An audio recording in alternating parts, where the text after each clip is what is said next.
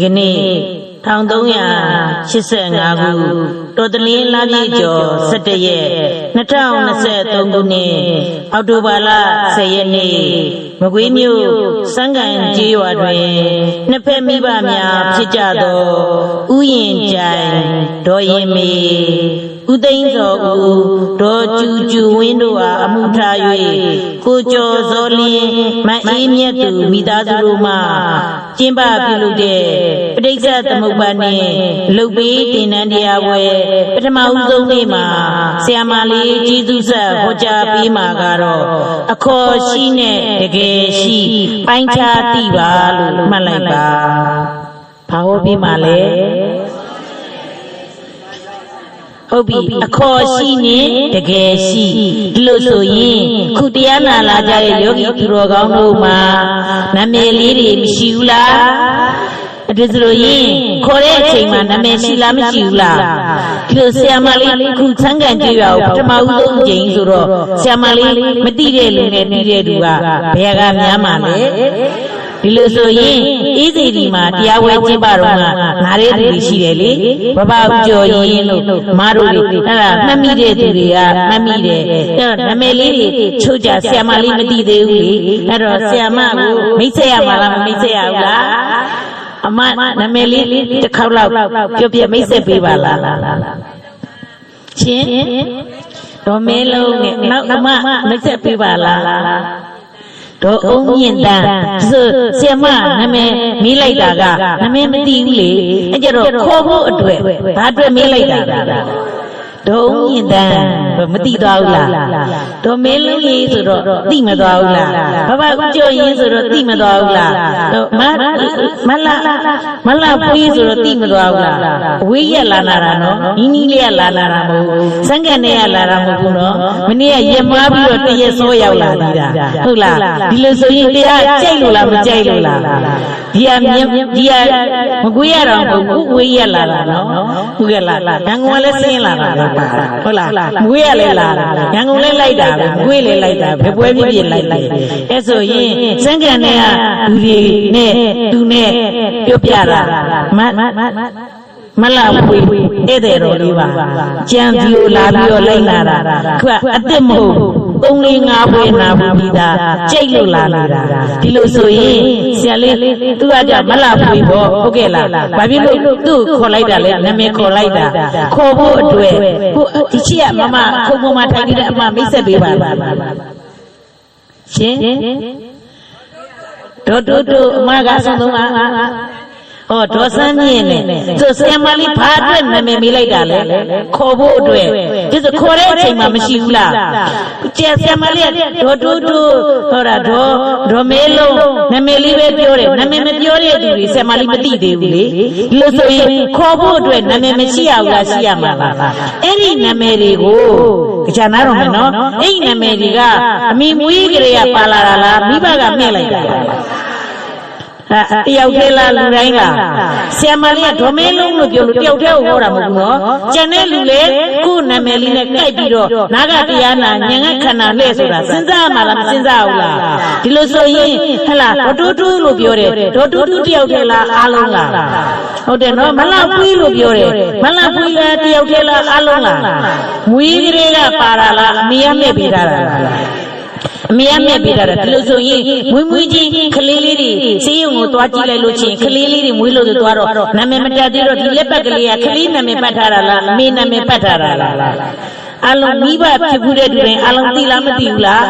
ဒါဆိုမွေးကလေးကမပါဘူးပေါ့ဒီလိုဆိုရင်ဒီကလေးလေးမွေးလာတဲ့အချိန်မှာကလေးလေးကစကားရောပြောတတ်ပြီလားနာမည်ရောရှိပြီလား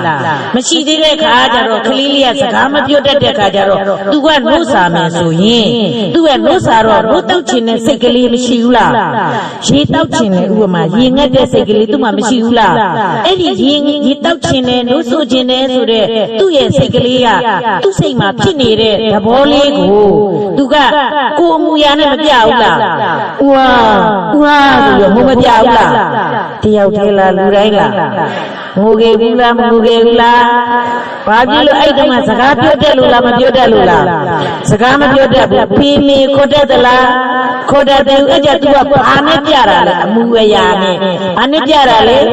အဲ့ဒီခြေဟန်လက်ဟန်အမူအရာလေးတွေခြေတွေလက်တွေခေါင်းတွေကိုယ်တွေအဲ့ဒါကရုပ်တရားလို့ခေါ်တယ်သူကမသိတတ်ဘူးသိတတ်တာကနန္တရားသူ့မှာသိတတ်တဲ့စိတ်ကလေးမပါဘူးလားအဲ့ဒီသိတတ်တဲ့သဘောလေးကိုနန္တရားလို့ခေါ်တယ်ဘာလို့ခေါ်တာလဲပြောကြည့်လိုက်တိတက်တဲ့သဘောလေးကဘာတရားဒါမျိုးယောဂီတို့မွေးမွေးချင်းတိတက်တဲ့သဘောလေးမပါဘူးလားအဲ့ဒီသဘောလေးကဘာတရားကလေးလေးလိုက်ပြင်မယ်နော်တိတက်တဲ့သဘောလေးကဘာတရားနန္တရားဒီတော့ဝါဆိုပြီးလက်ကြည့်ချီနဲ့လုံးမပြဘူးလားအဲ့ဒီချီတွေလက်တရားမတိတတ်ဘူးမတိတာကရုပ်တရားဒီလိုဆိုမွေးလာတာကမွေးတဲ့ချိန်မှာနာမည်ပါပြီလားဒါမျိုးဘာနဲ့ဘာလေးမွေးလာတာလဲရုပ်နဲ့နံလေးမွေးလာတာဘာနဲ့မွေးလာတယ်တယောက်သေးလားလူတိုင်းလားဒါမျိုးရုပ်နဲ့နံဒါမျိုးတရားနာနေကြတာယောက်ျားတွေမိန်းမတွေလားရုပ်နဲ့နံလားဒါမျိုးရုပ်နဲ့နံကတကယ်ရှိတဲ့တရားတကယ်ရှိလားမရှိဘူးလားအဲ့ဒီရုပ်နဲ့နံကိုအမိပေးလိုက်လို့တန်လိပန်ထားတဲ့ညီမလေးသမီးလေးနာမည်လေးပြောပါလားဟမ်ဤငိမ့်ဟောဆရာမနာမည်မမေးရဘူးလားဟောဤငိမ့်နဲ့ဆိုတော့ဆရာမခေါ်ဖို့အတွက်ဘာလုပ်ဖို့လဲခေါ်ဖို့အတွက်တမီးရဲ့နာမည်လေးမိတ်ဆက်ပါပါလို့မမေးရဘူးလားမေးရလားဒီလိုဆိုရင်ခေါ်ဖို့အတွက်နာမည်မရှိရဘူးလားအဲ့ဒါနဲ့အမိတွေကအမိနာမလေးတွေပေးလိုက်တာပေါ့ဟုတ်ကဲ့လားသူလဲနိုင်ရုပ်သူလဲနိုင်ရုပ်ဘာဥကြော်ရင်လဲဘာဥကြော်ရင်လို့ခေါ်တယ်ဘာနဲ့ပါလဲနန်းနေရုပ်နဲ့နန်းအဲ့ဆိုရင်သူလဲနိုင်ရုပ်သူလဲနိုင်ရုပ်အလုံးနိုင်ရုပ်ဟလားတရားဝဲတဝဲလုံးယောက်ျားတွေမိန်းမတွေလားနန်းနေရုပ်တွေလားမမီမညာတော့လေဟိနိုင်ရုပ်ဆိုအလုံးလုံးလို့ဖြစ်ပါမလားမဖြစ်လို့ဘာဥကြော်ရင်ခေါ်အောင်လားခေါ်မှာလားအဲ့ဒီလိုခေါ်ဖို့အတွက်ပြည့်ညက်ပေးထားတာဘာဖို့အတွက်လဲခေါ်ဖို့အတွက်ပြည့်ညက်ပေးထားတာဒါဆိုရင်အမည်နာမပြည့်ညက်တရားငကိုတွေကရှိတဲ့တရားလားမရှိတဲ့တရားလားမရှိဘူးအမိကပေးထားတာပြော့ဘူးကပေးထားတာတယောက်သေးလားလူတိုင်းလားဒါမှမဟုတ်အမိနာမတွေကရှိတဲ့တရားလားမရှိတဲ့တရားလားလိုက်ချင်နော်လိုက်ချင်သူများကျေးဇူးများမှာလားကိုကျေးဇူးများမှာလားစာမတက်ပါဘူးဆရာမလေးမမေ့ဘူးဆရာမမေးတာဟုတ်လားဖြည့်17ရက်ပြည့်ရင်အလုံးတက်သွားတယ်ဟုတ်ပြီနော်ဒါမှမဟုတ်ယောဂီသူတော်တို့ဟဲ့လားအမိနာမတွေကယောဂီတို့အမေရမေရမှဲ့ထားတဲ့နာမည်တွေကတကယ်ရှိတဲ့တရားလားမရှိတဲ့တရားလားဒါကြောင့်မရှိပညာလိုက်ပြောလိုက်မရှိပညာရှိတာကပရမတ်ရှိတာကပြောပရမတ်ရှိပရမတ်ယုံနဲ့နာဘာနဲ့ရှိရလားဆိုရုပ်ထိုင်နေတာကရုပ်ထိုင်နေလို့သိတဲ့သဘောလေးမရှိဘူးလားထိုင်နေလို့မသိဘူးလားအမေပြေးတဲ့နာမည်ကပြည့်ထားတဲ့နာမည်ကသိတာလားသိတတ်တဲ့သဘောလေးကသိတာလားအမိနဲ့ထားတဲ့နာမည်ဘာမလုပ်တတ်ဘူးခေါ်ပဲအချိန်မှာပဲသုံးဖို့အတွက်ဟုတ်ကဲ့လားအဲ့ဒါတော့နော်ဒါဆိုသိတတ်တဲ့သဘောလေးကနန္တရားထိုင်နေတာကဘာနဲ့ပါလဲ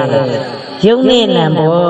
ထိုင်နေတာကယုံထိုင်နေလို့သိတာကနံဘာနဲ့ထိုင်နေတာလဲယုံနဲ့ဒါမှတရားဝဲပြီးရင်ထိုင်နေမှလားထမှလား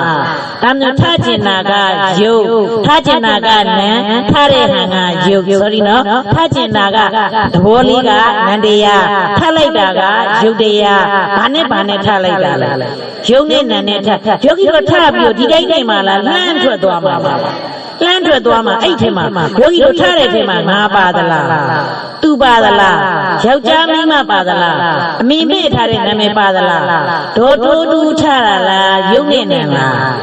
မလားပွေထားတာလားယုံနဲ့နံလားဟုတ်ပြီနော်ဒါဆိုရင်ဟလာကုကြောစောလေးလားယုံနဲ့နံလားဒီလိုဆိုရင်ယောဂီတို့ဒီမှာဘာဘာတွေရှိသေးတယ်လေမျိုးတွေရှိတယ်မို့လားဥယျင်ကြိုင်လားယုံနဲ့နံလားဒါမှဒီတိုင်းနေပြီးလှမ်းပြီးထွက်မသွားဘူးလားထွက်သွားကျင်နာလေးကနန္တရားလှမ်းကျင်နာလေးကနန္တရားလှမ်းထွက်သွားတာကယုတ်တရားဒါမှတယောက်သေးလားယုံနဲ့နံထွက်သွားတာယုံနဲ့နံထွက်သွားတဲ့ထဲမှာဥယျင်ကြိုင်ပါသလားဒေါ်ရင်မေးပါသလားဥသိန်းတော်ပါသလားဟုတ်ပြီနော်ဒေါ်ကျူဝင်းပါသလားဘသူနဲ့ဘသူသွားတာလဲ တရားသေးလားလူတိုင်းလားနာကတရားနာဉာဏ်ကခဏလဲဆိုစဉ်းစားရမှာနော်ဟုတ်တယ်နော်ဒီလိုဆိုရင်ယောဂီသူတော်ကောင်းတို့ဟဲ့လားတွားရင်းနေပြီးတော့အိမ်ရောက်တော့ယောဂီတို့မရက်ဘူးလားရက်ချင်တာကနန္တရားရက်လိုက်တာကယုတ်တရားဒီလိုဆိုရင်ဟဲ့လားဘာဘာဥအောင်ခန့်ကရက်တာလားယုတ်နဲ့နံကရက်တာလားဟုတ်ပြီအပွားတော်အင်းညုံကရက်တာလားယုတ်နဲ့နံကရက်တာလားတဘောပေါက်လားတယောက်သေးလားလူတိုင်းလားဆရာမလေးကနာမည်အကုန်မသိလို့နော်ဒါဆိုပြီးတော့ရက်ပြီးတော့တခါညောင်းသွားတော့အိမ်လေးကမထိုင်ဘူးလားယောဂီတို့ရက်ပဲနေမှာလားထိုင်ဦးမှာလားအမီမဲ့ပေးထားတဲ့နာမည်ကဘာမလုပ်တတ်ဘူးဟုတ်ကဲ့လားအမီမဲ့ပေးထားတဲ့နာမည်ကဘယ်ချိန်မဲပေါ်တာလဲခေါ်တဲ့အချိန်မှာသမီးအေးအေးငိမ့်နာမည်လေးမခေါ်လိုက်ဘူးလားဟုတ်ပြီနော်ဟုတ်တော့မြို့ရလာတယ်ဟုတ်ကဲ့လားဟုတ်ဥတင်ဝင်နိုင်ရေးခေါ်လိုက်ဘူးလားတို့ဘာလို့သုံးလိုက်တာလဲပြညက်ကိုသုံးလိုက်တာဘာလို့သုံးလိုက်တာလဲဘယ်ချိန်မှာပဲပေါ်တာတော့ပြညက်ကခေါ်တဲ့အချိန်မှာပဲပေါ်တာကျန်တဲ့ချိန်စကားမပြောဘူးတရားမှစကားမပြောဘူးဘသူတွေထိုင်းနေတာတော့ဒါမှမဟုတ်ရွာထဲမှာလှုပ်နဲ့သွားနေကြတာရွာသူရွာသားတွေလားရုပ်နဲ့နံလားယုံနေနံဒါကရှိတဲ့ပရမတ်တရားတကယ်ရှိတဲ့ပရမတ်တရားကဘယ်သူလဲလူလဲလေနမ်နပညာလို့ခေါ်ထားတဲ့အမိမေ့ထားတဲ့နာမည်တွေကပညာတွေတကယ်ရှိတဲ့တရားလားမရှိတဲ့တရားလားမရှိပညာရှိပရမတ်သဘောပေါက်လားဒါမှမဟုတ်မရှိတာနဲ့ဟလာရှိတာကိုပိုင်းခြားသိရမှာလားမသိရဘူးလားဒါမှမဟုတ်အခေါ်ရှိပညာတကယ်ရှိပရမတ်အခေါ်ရှိနဲ့တကယ်ရှိကိုပိုင်းခြားသိရမှာလားမသိရဘူးလားပိုင်းခြားသိတာကဉာဏ်ပြောကြည့်လိုက်ပါဦးပိုင်းခြားသိတာကငါကသူကသိတာလားဉာဏ်ကသိတာလားဒါမှမဟုတ်အခေါ်ရှိနဲ့ဒီနေ့ခေါင်းစဉ်လေးပါပြီးထားတာလေအခေါ်ရှိနဲ့ပြောကြည့်ပါဦးအခေါ်ရှိနဲ့တကယ်ရှိကိုပိုင်းခြားသိပါပြန်ပြောလိုက်ပါဦးပိုင်းခြားသိပါဒါနဲ့ခေါ်ယုံမရှိတယ်ဟုတ်ကဲ့လားပိုင်းခြားသိရမှာလားမသိရဘူးလားခေါ်ယုံမရှိတဲ့နာမည်တွေကတကယ်ရှိတဲ့တရားလားမရှိတဲ့တရားလားပြောမရှိပညာရှိပရမတ်ကဘာနဲ့ဘာဒါမှမဟုတ်ဘီစပတ်ကလေးနဲ့ပတ်လာတဲ့တရားနာမည်လေးမိတ်ဆက်လိုက်ပါဦး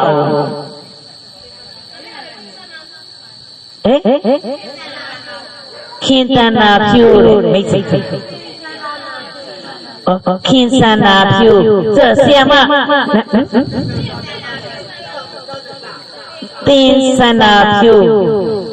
ဆရာမနာမည်လေးမမေ့ရဘူးလားတင်စန္ဒာဖြိုးတော့ဟောအမည်နာမတွေပြညက်ကလေးတွေမမေ့ရဘူးလားဒါဆိုဒီပြညက်ကလေးတွေကအကုန်လုံးတင်စန္ဒာဖြိုးလားအမှန်ကယုံနဲ့နံလားယုံနဲ့နံကတကယ်မရှိဘူးလားတကယ်ရှိတဲ့တရားသင်္ဆန္ဒပြုကအမိမဲ့ထားတယ်မရှိပညာဟုတ်ကဲ့နော်အခေါ်ရှိခေါ်တဲ့ချိန်ပဲရှိတာသူ့ကိုဆရာမလေးကခေါ်ဖို့အတွက်အမေကမဲ့ပြီးတဲ့နာမည်လေးမမေးလိုက်ရဘူးလားဟုတ်တယ်နော်နောက်ကပဝါလေးချိန်ထားတဲ့အမမိတ်ဆက်ပေးပါဦးဟုတ်တော်များများဆရာမမိတ်ဆက်မပေးဟဲ့လို့တည်ကျင်တဲ့ခါကျနာမည်လေးတွေမခေါ်ရဘူးလားဒါမှမဟုတ်အခေါ်ရှိပညာလိုက်ပြောလိုက်ပါတကယ်ရှိပရမတ်လိုက်ပြောလိုက်ပါပရမတ်ကဘာနဲ့ဘာယုံနဲ့နံတိတတ်တဲ့သဘောလေးကနန္တရားမတိတာကယုတ်တရားယောဂီတို့မှမရှိဘူးလားခုဒိုလေးတရားမှာသွားအောင်မှဆိုတဲ့တိတတ်တဲ့ဟလားသွားခြင်းတဲ့သဘောလေးဖြစ်မလာဘူးလားအဲ့ဒီသွားခြင်းတဲ့သဘောလေးကနန္တရားလှုပ်ထွက်လာတာကယုတ်တရားတရားပွဲကိုရောက်လာတာယောက်ျားတွေမိန်းမတွေရောက်လာတာလားယုတ်နဲ့နံလားတိတာကဉာဏ်ပြောကြည့်လိုက်ပါဦးတိတာကဘာလဲဉာဏ်သဘောပေါက်လားဒါမှမဟုတ်ယောဂီတို့ရဲ့ဉာဏ်ရှိဖို့မလိုလားလို့လားဒီလိုဆိုရင်ယုံနဲ့နံလို့တိတဲ့အချိန်နဲ့မတိတဲ့အချိန်နဲ့ဘယ်ဟာကများဒါမှမဟုတ်ယုံနဲ့နံကတကယ်ရှိတဲ့တရားမဟုတ်ဘူးလားယောဂီတို့ရဲ့အမိမဲ့ပေးထားတဲ့နာမည်တွေကရှိတဲ့တရားတွေလားမရှိတရားတွေလားဒါမှမဟုတ်ယောဂီတို့ရဲ့မရှိတရားကိုသိတာနဲ့ရှိတရားကိုသိတာနဲ့ဘယ်ဟာကများမရှိတဲ့အခေါ်တဲ့အချိန်မှာရှိတဲ့မရှိတရားကိုပဲသိကြတယ်ရှိတရားကိုသိတာကမနည်းလားနည်းလားအ ပြစ်ပြောတာလားမြောင်ပြပြတာလားဒါမျိုးသိဖို့ကဘာလို့မှသိမှာတော့နာမသိမှာတရားဆိုတာနာရမလားမနာရဘူးလားတရားမနာဘဲနဲ့သိသွားတဲ့သူတွေရှိလားဖះလက်ထက်ကလေးကယောဂီသူတို့ဖះကဟောပြီးမှသိတာမဟုတ်ဘူးလားဖះဟောပြီးလိုက်တော့ဖះဟောပြီးလိုက်တော့တရားတွေကျင့်တော့ယဟန္တာတွေဖြစ်မသွားဘူးလားဖြစ်တော့ယဟန္တာတွေကနေပြီးတခါတရားတွေဟောမပြီးကြဘူးလားဟောပြီးကြလို့ယုံနဲ့နန်းဆိုတာကဖះပွင့်မှကြားရတာဘယ်ချိန်မှကြားရတာအမှန်ယောဂီသာသနာ့ဘဖျားမပွင့်တဲ့ကာလတွေမှာမနေခဲ့ဘူးလားနေခဲ့လားယုံနံကိုသိခဲ့သလားမသိခဲ့ဘူးလားမသိခဲ့ပါဘူးတရားနာမသိမှလားမသိဘူးလားဒါမျိုးယုံနဲ့နန်းဆိုတာရှိတဲ့တရားလားမရှိတဲ့တရားလားရှိတဲ့တရားပရမတ်တရားဟုတ်ပြီနော်ဟုတ်ကဲ့လားသိတတ်တဲ့သဘောလေးကဘာတရားပြောနန်းတရားသိတတ်တဲ့သဘောလေးကဘာတရား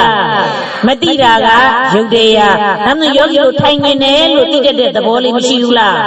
အဲ့တော့ထိုင်နေတာကနန္တရားထိုင်တာကယုတ်တရားထိုင်နေတာဘယ်သူနဲ့ဘယ်သူ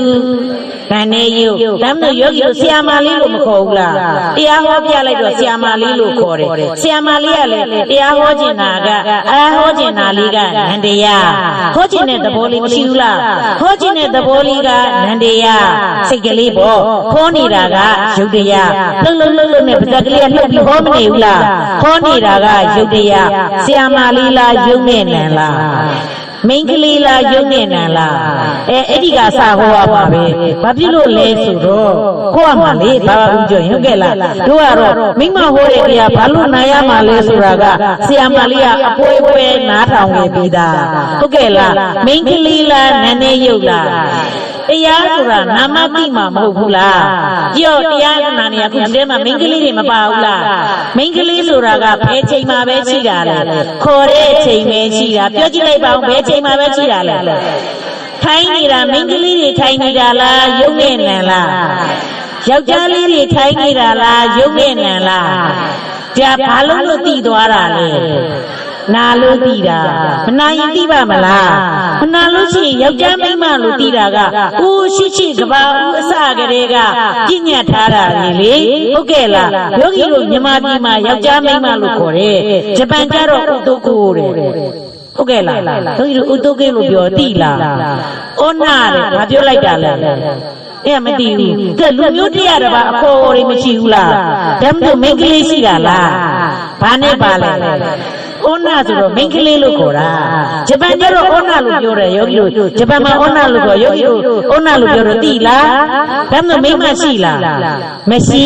ရင်ညာရှိပရမတ်ကဘာနဲ့ပါယုံနဲ့နံရှင်းလားကလေးလေးတွေစာသင်ထားတယ်မလားကဲမိန်းကလေးကိုအင်္ဂလိပ်လိုကြတော့ဘယ်လိုခေါ်တယ်ကဲဟုတ်တယ်နော်ယောက်ျားလေးကြတော့အင်္ဂလိပ်လိုဘယ်လိုခေါ်တယ်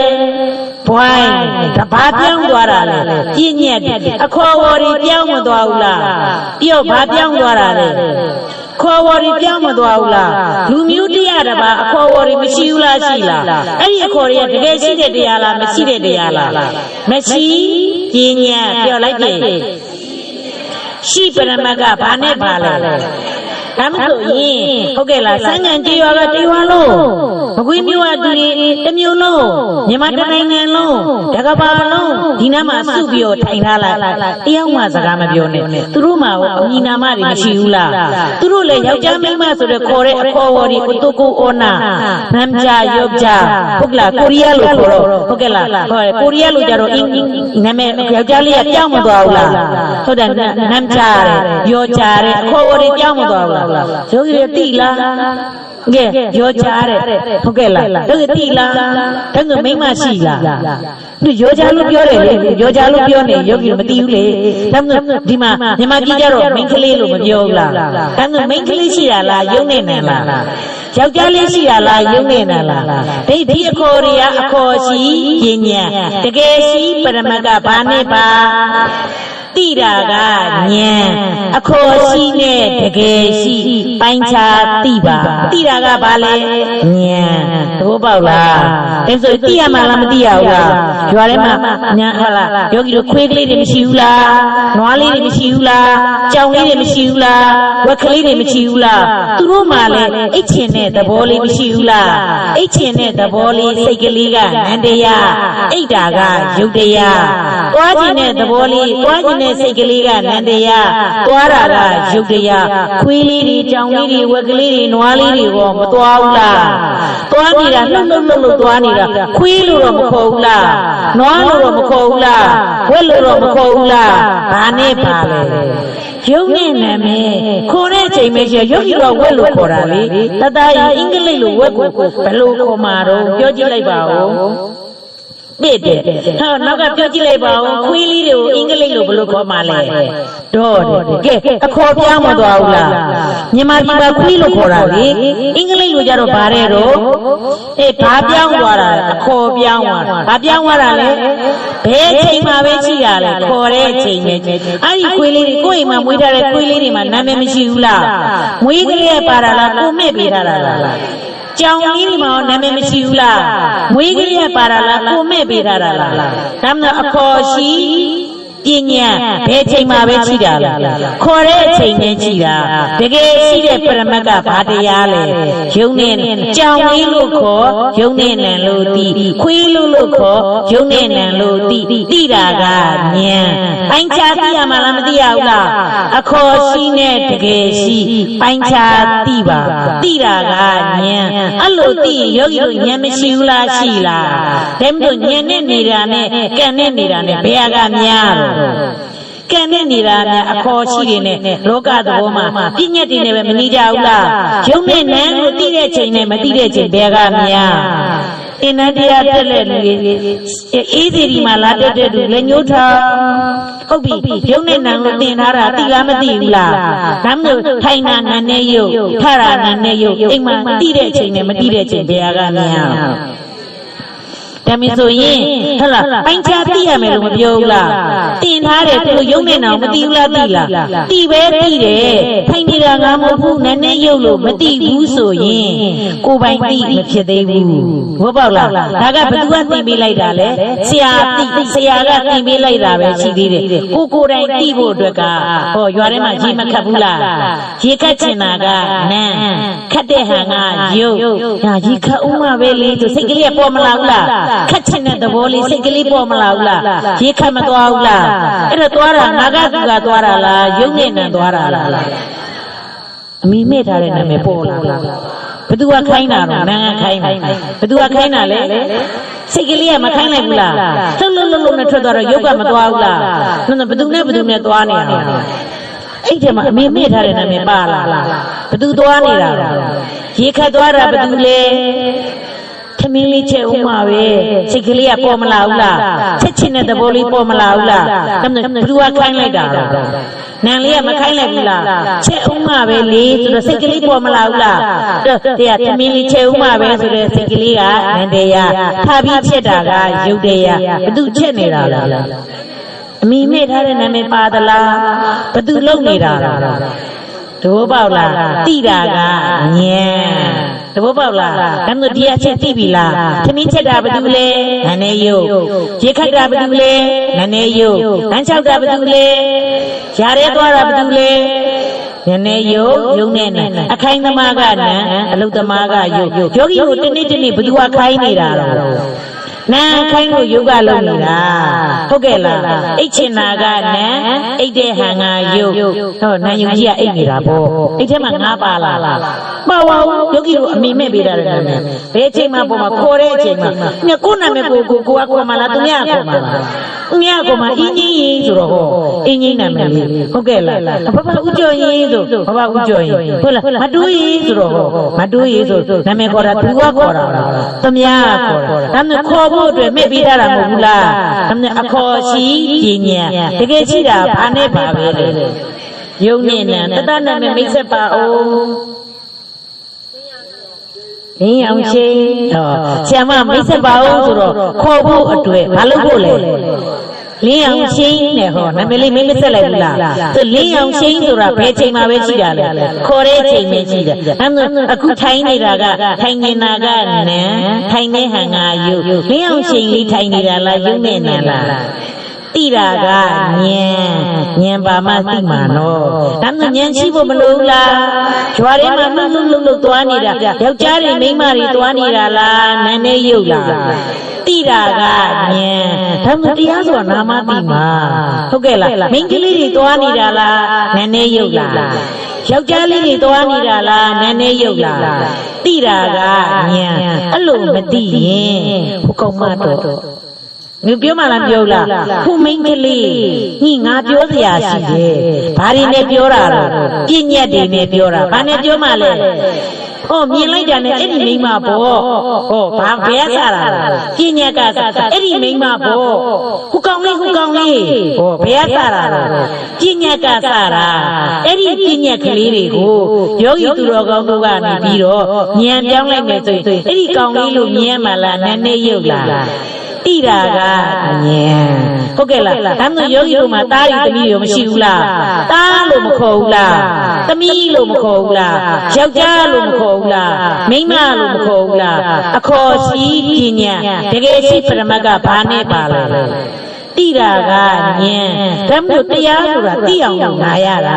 အဲ့လိုမနာထားရင်လူကြီးတွေတော့ရက်မပြည့်နဲ့နောက်ဆုံးစိတ်ဘယ်လိုစိတ်နဲ့ဆိုတာသင်ပေးမှာနော်ရက်မပြည့်နဲ့အဲ့ဒီလိုနှလုံးသွင်းကသိမထားဘူးဆိုရင်နောက်ဆုံးတစ်ချိန်ကြရင်လေအမလေးငါသားလေးဘယ်ကစထွက်လာတာလဲပြည့်ညက်ကထွက်လာတာငါသားလေးဆိုပြီးတော့ယုံနဲ့နံပေါ်တာလားငါသားလေးပေါ်တာလားသားဆွဲသမီးဆွဲဟုတ်ကဲ့လားသားဆွဲသမီးဆွဲမပေါ်ဘူးလားပေါ်မှာလားတကယ်တော့သားလားနည်းနည်းရုပ်လားသမီးလားနည်းနည်းရုပ်လားနီးလားနည်းနည်းရုပ်လားအဲ့လိုသိတာကညံတဘောပေါက်လားဆရာမလေးကကြော်တင်လို့မရလို့ပါလူကြီးတွေရေမပြတ်ပါနဲ့ဆရာမလေးကသင်ပေးမှာပါ17ရက်ပြည့်ယောဂီတို့တတန်100လုံးသာတက်မှာပါနော်ဆရာမလေးကအဝေးရက်နေလာတင်တာနော်ယောဂီတို့အေးစေတီတုန်းကလိုက်လာနိုင်လို့လားတရွာလုံးမလိုက်နိုင်ဘူးလေကိုရွာထဲမှာလာတော့လေးကိုယူလိုက်ရင်သူများကျေးဇူးများမှာလားကိုကျေးဇူးများမှာလားလူကြီးများကိုယ့်အိမ်မှာကိုနေရင်တရားနှလုံးသွင်းတတ်အောင်သင်ပေးမှာပါအဲ့ဒီလိုသိစရာရှိတာမသိဘူးဆိုရင်ငါသားလေးဒါလာမှလေစိတ်မချဘူးဆိုတော့ဘယ်ကစထွက်လာတာအခေါ်ရှိကစထွက်လာတာတကယ်ရှိတဲ့တရားလားမရှိတဲ့တရားလားမရှိတဲ့တရားကစထွက်လာတာဟုတ်ကဲ့လားမရှိတာကိုစွဲနေလို့ရှိရင်ဟုတ်ကဲ့လားကျေးဇူးမများဘူးနှလုံးသွင်းမှားမှာတဘောပေါက်လားဆရာမလေးကကြော်တင်ပေးလို့မရလို့ကြော်တော့တင်မပေးပါဘူးဖြည်းဖြည်းချင်းသွားမှာပါတက်အောင်လည်းတင်ပေးမှာပါဆရာမလေးကတာဝန်ယူတယ်ယောဂီတို့ကလာဖို့ပဲလိုတယ်လိုက်ဖြည့်ဖို့လိုပါတယ်ဟုတ်ပြီနော်ဒါမှမဟုတ်ယောဂီတို့တရားနာနေကြတာယောက်ျားတွေမိန်းမတွေလားနည်းနည်းရုပ်လားဒါမှမဟုတ်ယောက်ျားမိန်းမကဘယ်ချိန်ပဲရှိတာလဲခေါ်တဲ့ချိန်ပဲအမိနာမတွေကဘယ်ချိန်ပဲရှိတာလဲခေါ်တဲ့ချိန်ပဲကြောင်လေးလို့မခေါ်ဘူးလားခွေးလို့မခေါ်ဘူးလားဟုတ်ပြီနွားလို့မခေါ်ဘူးလားအခေါ်ရှိပညာတကယ်ရှိတာဘာနဲ့ပါယုံနဲ့နံဟုတ်ပြီယောဂီတို့လူလို့မခေါ်ဘူးလားနတ်လို့မခေါ်ဘူးလားတရားနာနေကြတာနတ်သားတွေနတ်သမီးတွေနတ်လို့တော့မခေါ်ဘူးလားယောဂီတို့လူနဲ့နတ်နဲ့ဘယ်အများမဲ့ထင်လို့နတ်ကအများကြီးပဲယောဂီတို့ကနည်းနည်းလေးရဲ့ယောဂီတို့ကတရားကိုကြိုက်တဲ့သူနဲ့မကြိုက်တဲ့သူနဲ့ဘယ်အများမှာတော့ယောဂီတို့နတ်တရားလေးဒီလိုပွဲကိုမျောနေတာအများကြီးပဲဟုတ်ကဲ့လားတာရုခေါ်ဖို့စောင့်နေတာအများကြီးပဲဟုတ်ကဲ့လားသဘောပေါက်လားဒီလိုဆိုရင်ယောဂီတို့ညဝေးယောဂီတို့သူများကျေးဇူးများမှာလားသူကျေးဇူးများမှာလားဟုတ်ပြီနော်ဒါမှမဟုတ်လူလို့မခေါ်ဘူးလားတရားနာနေကြနတ်လို့တော့မခေါ်ဘူးလားဇမားလို့မခေါ်ဘူးလားအခေါ်ရှိပညာလူလို့ခေါ်တယ်နတ်လို့ခေါ်တယ်ဇမားလို့ခေါ်တယ်ဘာနဲ့ပါလဲယုံနဲ့နည်းနည်းယုံသဘောပေါက်လားတိတာကဉာဏ်အိုင်းချသိရမလားမသိရဘူးလားပြောအခေါ်ရှိနဲ့တကယ်ရှိကိုပိုင်းခြားသိပါရမလားအဲ့ဒါဆရာမလေးနည်းနည်းလေးဆက်တယ်မယ်အဲ့ဒါယုံနဲ့နံကိုတဲ့ဖြန့်လိုက်ရင်တဲ့ခန္ဓာ၅ပါးရှိတယ်တဲ့ဘာနဲ့ပါလဲခန္ဓာ၅ပါးယောဂီတို့စာအုပ်အရှိကြီးကိုကြည့်လိုက်ပါစာအုပ်အရှိကြီးကိုဖွင့်လိုက်လို့ချင်းဒီယောဂီတို့စာမျက်နှာယောဂီသူတော်ကောင်းတို့ရဲ့နံပါတ်ဇရာကွက်ကလေးကြည့်လိုက်နံပါတ်4ဆိုတဲ့ဇရာကွက်ကလေးပါတယ်တွေ့လား တွေ့လား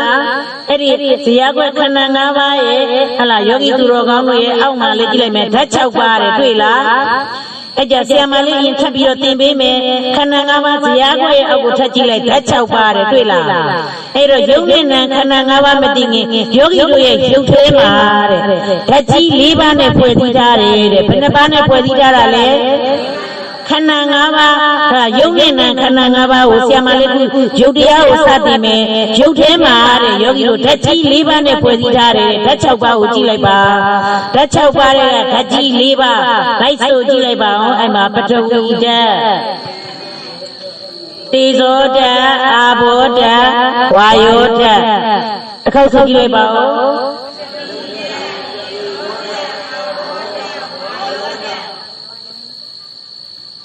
ဆရာမလေးကိုအရင်ကြည့်လိုက်ဒီဘက်မှာစာရွက်အရှိကြီးကိုကြည့်လိုက်တော့ဇေယျကွက်လေးတွေ့လားခန္ဓာ၅ပါးရဲ့အောက်မှာဓာတ်6ပါးတယ်တွေ့လားဓာတ်6ပါးတွေ့လားအဲ့ကြတော့ဓာတ်6ပါးမှာပထဝီဓာတ်တေဇောဓာတ်အာဘောဓာတ်ဝါယောဓာတ်အာကာသဓာတ်ဝိညာဏဓာတ်အဲ့တော့ပထမဆုံးဓာတ်ကြီး၄ပါးကိုသူကြည့်လိုက်ပထဝီဓာတ်တေဇောဓာတ်အာဘောဓာတ်ဝါယောဓာတ်ရထားလိုက်မယ်ပထဝီဓာတ်ရဲ့ဘေးမှာကြည့်လိုက်ပါအောင်ဗါတဲ့တော့မာမှုပြောမှုသဘော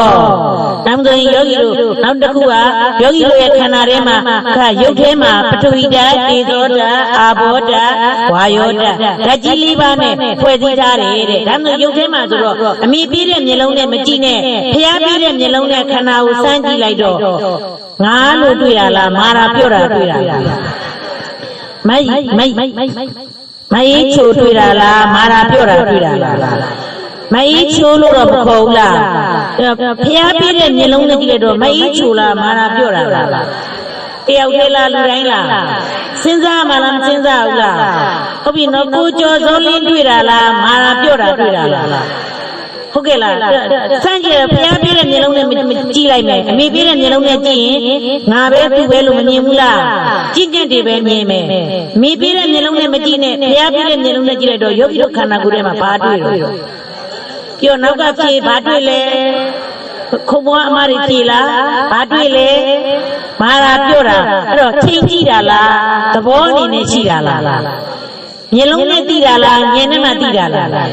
မမပြောမသိဘူးလားအဲ့ဒါသဘောအနေနဲ့ရှိတာချိန်ကြည့်လို့ရလားအလေးချိန်ဝင်ချိန်လို့ရလားမမပြောမသိဘူးလားအဲ့ဒါကိုသဘောအနေနဲ့ရှိတယ်လို့ခေါ်တယ်ဘာအနေနဲ့ရှိရလဲသဘောအနေနဲ့ရှိတာမာမှုပြောမှုသဘောခန္ဓာထဲမှာမရှိဘူးလားတယောက်သေးလားလူတိုင်းလားအဲ့ဒီသဘောလေးမာမှုပြောမှုသဘောဘယ်ထဲမှာရှိရရုပ်ထဲမှာရှိတယ်ယောဂီရုပ်ထဲမှာမာမှုပြောမှုသဘောမရှိဘူးလားအဲ့ဒါကိုပထဝီဓာတ်လို့ခေါ်တယ်ဘာဓာတ်လဲယောဂီတို့ခန္ဓာထဲမှာပထဝီဓာတ်ရှိတာပေါ့နောက်တစ်ခုယောဂီတို့ဘယ်နဲ့ဆန်ယောဂီကြိတ်တဲ့နေရာကိုဆန်အခုချိန်ကျတော့မအေးဘူးလားအေးခြင်းလည်းအေးမယ်လူရည်ကြတော့မပူဘူးလားဒါမျိုးယောဂီတို့ခန္ဓာထဲမှာပူတဲ့သဘောအေးတဲ့သဘောမရှိဘူးလားမိပေးတဲ့မျက်လုံးနဲ့သိတာလားဖျားပေးတဲ့မျက်လုံးနဲ့သိတာလားတော့ညံမျက်လုံးနဲ့ကြည့်လိုက်တော့မအေးချိုတွေ့တာလားယောဂီတို့ပူတာအေးတာတွေ့တာလားဟောပူလိုက်တယောက်တည်းလားလူတိုင်းလားမိုင်းတို့မင်းလုံးတွေ့ရလားပူရာအေးတာတွေ့တာလားပူရာအေးတာကဘေးနားမှာဗါတဲ့တော့တေဇောဓာတ်ဗါတဲ့လေချိန်ကြည့်တာလားဉာဏ်နဲ့မှသိတာလားခန္ဓာထဲမှာဒါမျိုးပထဝီဓာတ်ကောမပါဘူးလားမာမှုပြုတ်မှုသဘောမရှိဘူးလားပူတဲ့အေးတဲ့သဘောမရှိဘူးလားပူရာအေးတာရှိတယ်နော်ဟုတ်ပြီဒါမျိုးငြိမ်ငြိမ်လေးနေလို့ရလားဟာပြင်ဘက်မှာလည်းလေရှိတယ်ဝင်းထဲမှာလည်းလေရှိတယ်ယောဂီတို့အသက်ရှူမနေဘူးလားသက်ရှူနေတယ်လေမရှိဘူးလားလေရှိတော့လှုပ်မနေဘူးလားလှုပ်သဘောငြိမ်သဘောငြိမ်ငြိမ်လေးထိုင်လို့ရသလားလှုပ်လိုက်ငြိမ်လိုက်အဲ့ဒါကိုဝါယောဓာတ်လို့ခေါ်တယ်ဘာဓာတ်လို့ခေါ်တာလဲဝါယောဓာတ်သူကြည့်လိုက်ပါဦးဝါယောဓာတ်ဖိနာမှာဗါတဲ့တော့လှုပ်မှုသဘောငြိမ်မှုသဘောသူကြည့်လိုက်ပါဦးဒါမျိုးယောဂီတို့ငြိမ်ငြိမ်လေးနေတာလားလှုပ်မနေဘူးလားလှုပ်လိုက်ငြိမ်လိုက်လှုပ်လိုက်ငြိမ်လိုက်ဘာဓာတ်လဲဝါယောဓာတ်ယောဂီတို့ခန္ဓာထဲမှာဝါယောဓာတ်ကိုမပါဘူးလားတကယ်ရှိလားမရှိဘူးလားအဲ့ဒီချိန်မှာယောဂီတို့အမိမေ့ထားတဲ့နာမည်တွေပေါ်လာမာရဲပြောတာမရှိဘူးလားပူရာအေးတာမရှိဘူးလားလှုပ်သဘောငြိမ်သဘောမရှိဘူးလားအမိမေ့ထားတဲ့နာမည်ပေါ်လာကိုတင်ဝင်းနိုင်ပေါ်လာလားလှုပ်သဘောငြိမ်သဘောလားမအေးချိုလားလှုပ်သဘောငြိမ်သဘောလားအဲ့ဒါကဘာဓာတ်လဲဝါယောဓာတ် ဟုတ်ပြီနော်ဒါမှယောဂီတို့တယောက်နဲ့တယောက်ပုံတရံလေးတွေတူသလားတွေးတွေတလိပ်တွေပြီးတွေရှိတယ်အဲ့တော့ယောဂီတို့ထဲထဲမှာယောဂီတို့ဟလာတွေးလေးတွေရှိတယ်ယောဂီတို့ဟလာအဲ့ဒါကိုအရေးပြားလေးနဲ့ဖုံးဖို့မထားဘူးလားဟုတ်ပြီနော်အဲ့တော့မျက်ရည်လေးတွေရှိတော့ယောဂီတို့တို့မျက်ရည်လေးတွေကြမလားဘူးလားမျိုးလုံးနဲ့ရတယ်စီးတွေပါမသွားဘူးလားဒါမှမဟုတ်ရင်ဝင်းထဲမှာအာဘောဓာတ်တွေရှိတယ်ပေါ့ယူသီးတဲ့သဘောအဲ့ဒါကအာဘောဓာတ်ဟုတ်ကဲ့နော်စီးတွေပါမသွားဘူးလားယူသီးတဲ့သဘောကအာဘောဓာတ်ဖွဲ့စည်းထားတယ်ဆိုတော့တရုပ်ကဝဝလေးချို့ကပိန်ပိန်လေးချို့ကချီချီလေးချို့ကပူပူလေးပုံတရံလေးတူရဲ့လားအကြီးပြားလေးနဲ့ဖုံးဖို့ထားရပုံတရံလေးတွေဖွဲ့စည်းမထားဘူးလားတချို့ကလက်ကလေးတွေကချီချီလေးတချို့လက်ကလေးတွေကဝိုင်းဝိုင်းလေးတွေတယောက်နဲ့တယောက်တူသလားမတူဘူးဖွဲ့စည်းထားတာမဟုတ်ဘူးလားယောဂီတို့ရဲ့အသွေးကြောလေးအကုန်လုံးသွေးတွေအကုန်လုံးဟာလားရေပြားလေးနဲ့ဖုံးပြီးတော့ဖွဲ့စည်းမထားဘူးလားဟုတ်ပြီနော်ဖွဲ့စည်းတဲ့သဘောယူစည်းတဲ့သဘောကဘာတတ်လဲအာဘောဓာတ်ဘာတတ်လဲလိုက်ဆိုကြည့်ပါဦးပထဝီဓာတ်တေဇောဓာတ်အာဘောဓာတ်ဝါယောဓာတ်ဓာတ်ကြီးဘယ်နှပါလဲရုပ်ထဲမှာရှိတာပေါ့ဘယ်ထဲမှာရှိတာလဲဆိုကြည့်လိုက်ပါဦးပထဝီဓာတ်တေဇောဓာတ်အာဘောဓာတ်ဝါယောဓာတ်ဓာတ်ကြီး၄ပါးရုပ်ထဲမှာမရှိဘူးလားဒါမျိုးယောဂီတို့ရုပ်ထဲမှာဓာတ်ကြီး၄ပါးနဲ့ဖွဲ့စည်းမထားဘူးလားဘယ်ထဲမှာ၅ပါးလဲပြောယောဂီတို့အမိပေးတဲ့မျက်လုံးနဲ့မကြည့်နဲ့ဖျားပေးတဲ့မျက်လုံးနဲ့ကြည့်ဘယ်ထဲမှာငါပါလဲဘာတွေ့လဲမာတဲ့သဘောပြောတဲ့သဘောမတွေ့ဘူးလားဒေါ်မဲလုံးတွေ့တာလားပူတာအေးတာတွေ့တာလားဒေါ်တူတူတွေ့တာလားလှုပ်သဘောငြိမ်သဘောလားမလာပွေးတွေ့တာလားဖွဲ့စည်းတဲ့သဘောယူစည်းတဲ့သဘောလားဓာတ်ကြီးဘယ်နှပါလဲမေးမယ်ဖြေမယ်နော်ဓာတ်ကြီးဘယ်နှပါရှိရလဲဘယ်ထဲမှာလဲရုပ်ထဲမှာထိုင်နေတာရုပ်ထဲမဟုတ်ဘူးလားယောဂီရဲ့ရုပ်ထဲမှာဓာတ်ကြီးဘယ်နှပါရှိရလဲမင်းမယ်ကင်ဆာရှိလားပြောဓာတ်ကြီးဘယ်နှပါလဲစီးကြိုရှိလားပြောဓာတ်ကြီးဘယ်နှပါလဲတွေးလို့ရှိလားပြောဓာတ်ကြီးဘယ်နှပါလဲအဲ့ဒီဓာတ်ကြီးလေးပါရဲ့တိုးဝင်နှုတ်ခတ်မှုမညီမမျှဖြစ်လို့ရုပ်ကဖောက်ပြန်လာတာကိုတွေးတိုးတယ်စီးကြိုဖြစ်တယ်ကင်ဆာလို့ဆိုင်းကုန်တက်လိုက်တာသဘောပေါက်လားကင်ဆာရှိလားရှိပါဘူးတွေးတိုးရှိလားစီးကြိုရှိလားဓာတ်ကြီးဘယ်နှပါပဲရှိတာအဲ့ဒီဓာတ်ကြီးလေးပါမညီမမျှဖြစ်လို့ဖောက်ပြန်တာရုပ်ဘောပေါက်လားရုပ်ကြီးရဲ့ရဲမပြည့်နဲ့တော့တင်ပေးမှာဟုတ်ကဲ့လားနှလုံးသွင်းကြီးတွေတင်ပေးမှာပါတေးသေးချာချာတင်ပေးမှာပါယောဂီတို့လာဖို့တော့လိုတယ်ဖြည့်ပေးဖို့တော့လိုပါတယ်ဟုတ်ပြီနော်ဒါမှမဟုတ်သွေးတိုးရှိတာယောဂရှိတာလားဓာတ်ကြီးလေးပါလားစီးကြိုရှိသလားဓာတ်ကြီးလေးပါလားဓာတ်ကြီးလေးပါပဲရှိတယ်ဘယ်ထဲမှာလဲရုပ်ထဲမှာဟုတ်ပြီနော်အဲ့တော့ရုပ်တစ်ခုနဲ့တစ်ခုဆက်သွယ်ပေးတဲ့တရားယောဂီတို့ရုပ်ခေါ်တယ်ဟုတ်ပြီနော်ဒါမှမဟုတ်ဒါဆိုရုပ်ထဲမှာယောဂီတို့နှစ်ဖူးလို့တော့မခေါ်ဘူးလားအမှန်ပါရတယ်အဲ့တော့ယောဂီတို့ရုပ်ထဲမှာယောဂီတို့တစ်ခုနဲ့တစ်ခုဆက်သွယ်ပေးထားတဲ့အကြားအလက်ဆိုတာရှိတယ်အောက်မှာအာကာသဓာတ်တဲ့ကြည့်လိုက်ပါအာကာသဓာတ်ဆိုကြည့်ပါဦးအာကာသဓာတ်ဗါတဲ့တို့အာကာသဓာတ်ဆိုကြည့်လိုက်ပါဦးယုတ်တစ်ခုနဲ့တစ်ခုဆက်သွယ်ပေးတယ်ရင်းလင်းပြင်ဟုတ်ကဲ့လားရုပ်တစ်ခုနဲ့တစ်ခုဆက်သွယ်ပေးထားတယ်အကြားအလက်ကလေးမရှိဘူးလားဆိုတော့ဒီမဲ့ကြည့်မယ်ယောဂီတို့နှစ်ဖူးလို့တော့မခေါ်ဘူးလားခေါ်တော့နှစ်ဖူးပဲစမ်းကြည့်တော့နှစ်ဖူးတွေ့တာလားမာနာပြောတာတွေ့တာဟုတ်ကဲ့လားပူရာကြီးတော့မရှိဘူးလားလှုပ်သဘောငြိမ်သဘောမရှိဘူးလားတယောက်နဲ့တယောက်နှစ်ဖူးပုံတရံလေးတူရဲ့လားတော့နှစ်ဖူးလို့တော့ခေါ်တယ်ရုပ်တရားရုပ်ထဲမှာဓာတ်ကြီးဘယ်နှပါရှိရလဲ၄ပါးဒါမှမဟုတ်ရုပ်ကျတော့ဒီကိုယ်လုံးရုပ်တရားကြီးမဟုတ်လားကြိုက်တဲ့နေရာကိုစမ်းဓာတ်ကြီးဘယ်နှပါပဲရှိတာ၄ပါးပဲရှိတယ်ဒါဆိုနှစ်ဖူးလို့တော့ခေါ်တယ်ဘာတရားလဲရုပ်တရားသူချွေးလေးတွေထွက်မလာဘူးလားဒါမှမဟုတ်ကြောရရကိုချွေးလေးတွေထွက်မလာဘူးလားချွေးထွက်တယ်ဆိုဈာတဲ့အပေါက်ရှိလို့ပေါ့နော်ဒီလိုဆိုလက်ကလေးလက်လို့မခေါ်ဘူးလားအခေါ်ရှိပညာဒီလိုလက်ထက်အိုက်လာတော့လူရည်ကြတော့ချွေးလေးတွေထွက်မလာဘူးလားဂျားထဲမှာအပေါက်ရှိလို့လားမရှိလို့လားဒါ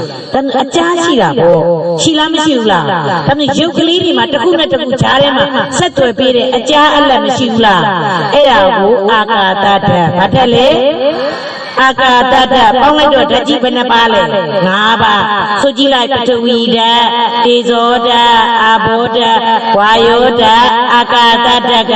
ယုတ်တရားအဲ့ဒါယောဂီတို့ခန္ဓာထဲမှာဓာတ်ကြီး4ပါးဆိုတော့မမှန်ဘူးလားဓာတ်ကြီး5ပါးဆိုမမှန်ဘူးလားဘယ်ထဲမှာလဲယုတ်ထဲမှာခုတင်လိုက်တာလေးတို့မသိဘူးလားသိတတ်တဲ့သဘောလေးမရှိဘူးလားအဲ့ဒီသဘောကိုဝိညာဏဓာတ်ဗတ်တယ်လေအောက်ဆုံးမှာဆိုကြည့်လိုက်ပါဝိညာဏဓာတ်ဝိညာဏဓာတ်